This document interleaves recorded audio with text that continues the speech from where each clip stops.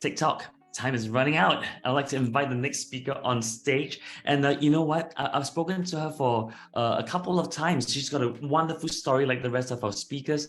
I can't wait to bring her on screen to let her share it personally with you. So please put your hands together for Dr. Lakshmi. Thank you. Thank you, Remy. So happy to be here. And as I was listening to Karen, I was like, oh, Karen, I should have just known you. I was looking for jobs in biotech.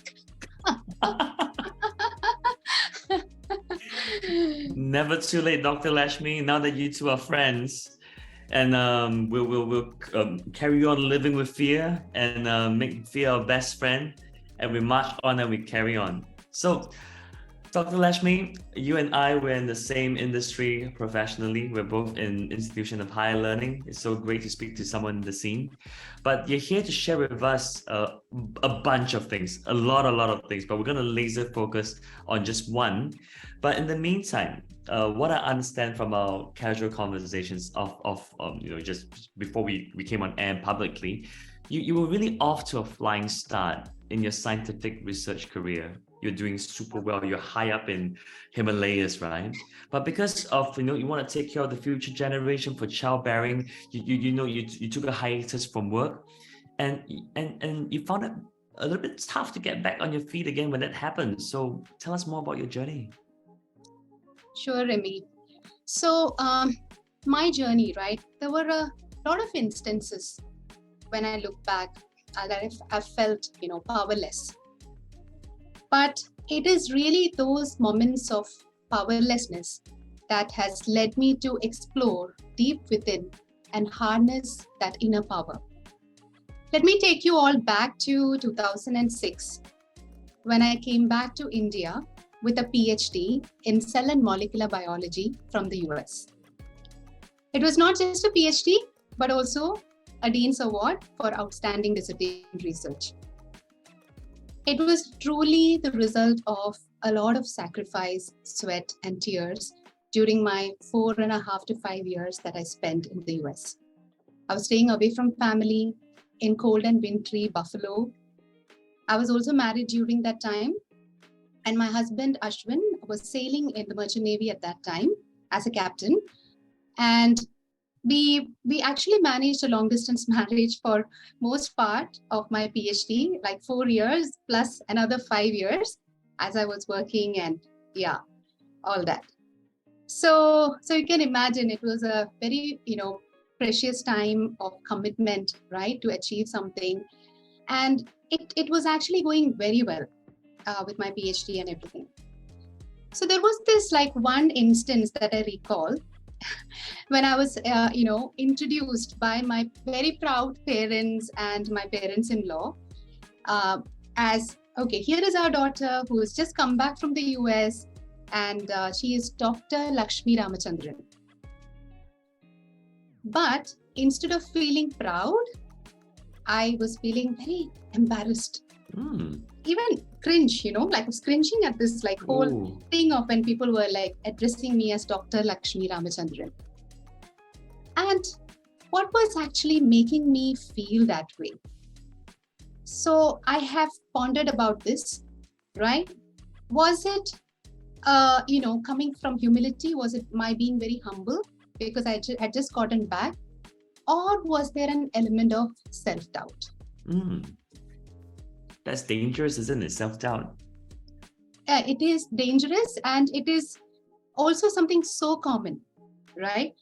So let us move on, because I will get back to the situation, because I just want people to think where this is coming from. Sometimes when we actually go through situations wherein we can't even claim what we have hard earned, something hard earned. Right. Then I actually moved on with my passion. I wanted to become a cancer drug discovery researcher. I went on to working in a very well-known pharma company, AstraZeneca. I was doing drug discovery research. So like you said, I was really flying very high, Remy. I was flying very high until life threw a lemon at me. And I fell face flat on the ground. So what happened, right? What was this lemon? It was a very sour lemon of infertility. Right. So until then, I had thought that PhD would be the hardest thing to obtain, but motherhood to me proved to be the most elusive. And I went through a very difficult time. My husband was still sailing. So I was in India at that time working at AstraZeneca. And though I had wonderful colleagues and great support, that, going through these, the whole infertility issue, it was a very, very, very, very challenging and difficult phase. I mean, I think people who go through that, it's a real struggle, to be very honest. Right. So during that time, the only way that I could actually find a way out that I felt was to make a choice, whether I wanted to continue with my career or whether I should be in the pursuit of motherhood.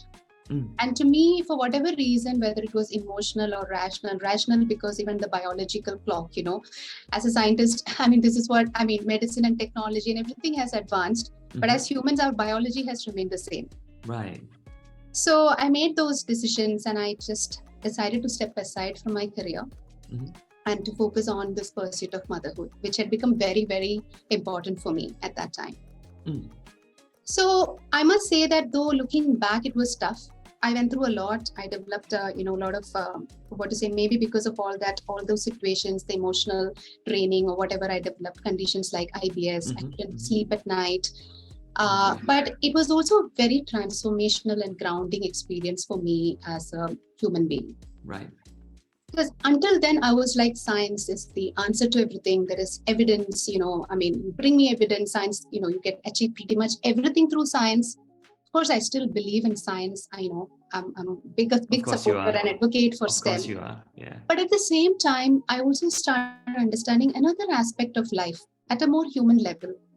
And when I say spiritual, I mean the meaning of our existence, the meaning of the purpose of our very life.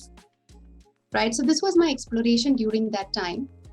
And I was in a very nice environment. I was staying with my parents-in-law in Kerala at that time, who provided this beautiful environment and supportive environment for me to thrive during that time.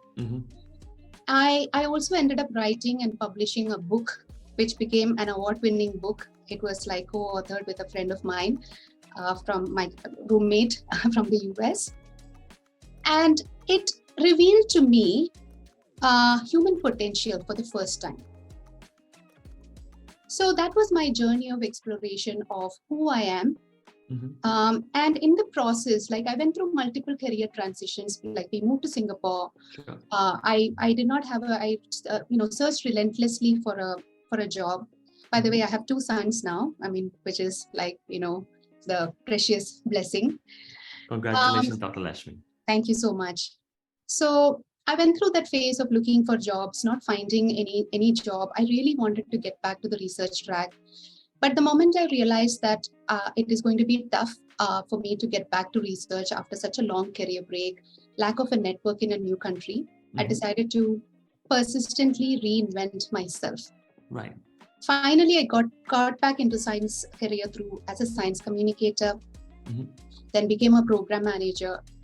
But to put it all in a nutshell, all these life changes and career changes actually led me to finally embrace a new purpose and a new career track, which is coaching and of course speaking and training, catering to the professional development of people, especially early career professionals, including the science community. Wow. All this self-actualization and this journey that you've been through really, really paid off. And just paying attention to what Mr. Philip Mary has shared, because I made a passing comment saying that self-doubt is dangerous, but Mr. Mary just saying that self-doubt is not dangerous. It's a human condition, it's normal, and it's okay. So thank you so much for taking this straight, Mr. Mary. I really appreciate that. So at the same time, all these things has paid off. You found yourself again, you're back on track, back in the science scene. And now as a speaker, you're speaking 3 main topics. We don't have time to cover all 3. We wish to have more time with you, which includes Power Up, RISE, RISE, and leading from within. They're all very, very powerful tools to change one's life, right? Or maybe you can just tell us in brief what these three are, just really, really quickly. Yeah, definitely. So before I, actually share my perspective on power up, I would also like the audience to think a bit on like, what does power look like, sound like, and feel like to you? This is because for a long major part of my life, I equated power with position, title, like political power, leadership, all of that. And now through my experience, I really recognize that is external power, right? That is bestowed on you, that is given to you. For the same reason, it can be taken away. Yeah, sure. But there is something called inner power, right? I mean, which all of us have, and which no one can really take away unless you allow others to take it away. So this is, yeah. So at the same time, this also reminds me of the German philosopher Friedrich Nietzsche, with his idea of being a Superman. He's not really interested in the physical static of the man that with cape with underwear flying outside. He's more interested in the psychological side of things. And this really brings a very close correlation to what you're about to share. So meanwhile, we'll just hold the horses for a little bit. So you want the audience to react. How does power sound like, feel like, and what was the third sensation again? Look like. Look like. Yeah. Sound like and feel like. So I think Dr. Lakshmi and I, we're in the same page. We're not really interested in external power. We're looking for power from within, right? Yeah. And you have a very intriguing and thought-provoking for the acronym for power. Shall we dive straight into that? Absolutely. So so what I want to actually share a little bit more, I'll dive into the acronym. I just also want to leave the audience with three messages, regarding this inner power, right? And how I found that power back again for myself. So I completely agree with Philip, actually. And even Karen also shared about that, pessimism, right? Because self-doubt, it may seem, self-doubt, it may seem like a very negative thing, but some of that is actually also needed, to help achieve. So it's necessary. It's necessary evil, right? It is a necessary evil, but it is just that you don't let it stop you from moving forward. That's the only thing. Right. So, same thing with the imposter phenomenon, which is like something that is experienced by like high achievers. So, and I do work on that. I do work on that with another friend of mine. And there is a lot of work that we are sharing on the enoughness mindset. So enoughness mindset. So let me share a bit on that. So that is like, it is really ultimately about, I feel, number one, respecting your unique journey. Respecting your unique journey. Yeah. And that is, so going back to that instance where my, where my parents-in-law and my parents, introduced me as Dr. Lakshmi Ramachandran, and I felt embarrassed. My mother-in-law noticed it, and she came and told me, don't worry about owning what you have claimed, what you have earned with, such hard work. You're not putting a show, you're not, doing anything. By calling yourself Dr. Lakshmi Ramachandran, you're not showing off. It is just simply respecting what you have earned through the sacrifice and hard work. Here's to that, man. I like the sound of that too. It was just so perspective changing for me, Must be liberating for you too. It is very liberating, Yeah, it's like a weight lifted off, So once again, just, by not, expressing who I am or what I have achieved, it doesn't mean that I am, that is not the aim of being humble, right? Sure. So that is number one. Number two is to really, in this whole process, like I went through, I had self-doubt, I went through imposter experience, and then I came back again. But in that process, I also had to learn to speak up again, right? But this time it was like learning to speak up, to express, and not to suppress or oppress. Repeat that. Repeat that, please, once again for everybody. Speak up to express your opinion, right? But not to oppress others' perspectives. Instead, respect others' perspectives. So this is where empathy and all that comes in, And last but not the least, I feel really, it is a recent realization and I'm really practicing it now. Replace ego with empathy. Because replace, because if there is something, if you ask me what to let go in life, really let go of that like big ego, taking things personally.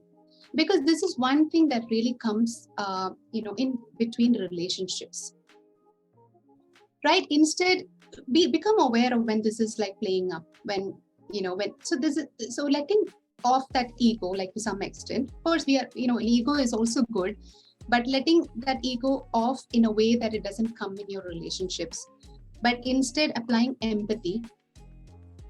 Yeah. So that is really how I feel that we can all harness our inner power.